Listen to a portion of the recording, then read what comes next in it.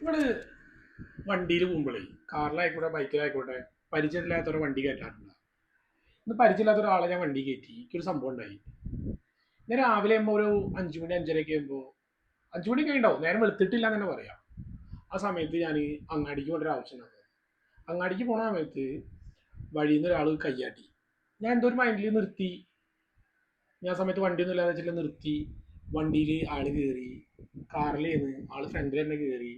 ആളിൻ്റെ ഒപ്പം വന്ന് ആള് പറഞ്ഞു അടുത്ത സെൻട്രലിൽ ഇറക്കിയാൽ മതി പറഞ്ഞ്. അപ്പം ഞാൻ പറഞ്ഞു ഓക്കെ പറഞ്ഞ്. ആളിനോടൊന്നും ചോദിച്ചില്ല, പിന്നെ ഞാൻ അയാളോടൊന്നും പറഞ്ഞില്ല. അങ്ങനെ ജസ്റ്റ് ആ സെൻറ്ററിലെത്തി. സെൻറ്ററിലെത്തിയിട്ട് അത് ലെഫ്റ്റിലേക്ക് പോകേണ്ടത്. അയാൾക്ക് എങ്ങനെ പോകണമെന്ന് അറിയില്ല. അപ്പോൾ ഞാൻ പറഞ്ഞു ലെഫ്റ്റിക്ക് ആക്കിയിട്ട് വണ്ടി നിർത്തി തരട്ടാ പറഞ്ഞു. ലെഫ്റ്റിക്ക് ഉണ്ട് ഇൻഡിക്കേറ്റർ ഇട്ട് തിരിഞ്ഞതും നേരെ കാണുന്നിടത്ത് പോലീസ്.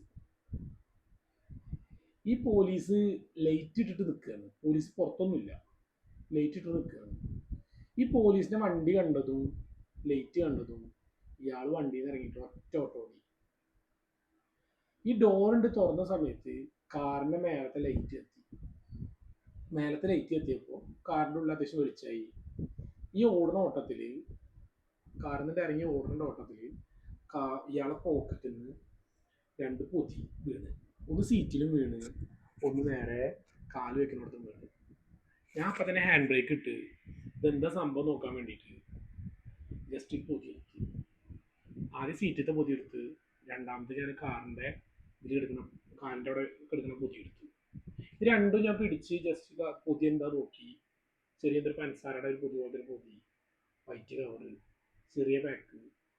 ഇതുണ്ട് കണ്ടതും ഞാൻ നേരെ ഡോർ അടയ്ക്കാൻ വേണ്ടിയിട്ട് ജസ്റ്റ് ഫ്രണ്ടിക്കാണ് നോക്കി. ഫ്രണ്ടിക്കാണ് നോക്കിയപ്പോൾ ഈ ഡോറിൻ്റെ അടുത്ത് രണ്ട് പോലീസ്. എന്താ അവസ്ഥ ആലോചിച്ചു നോക്കി നിങ്ങൾ.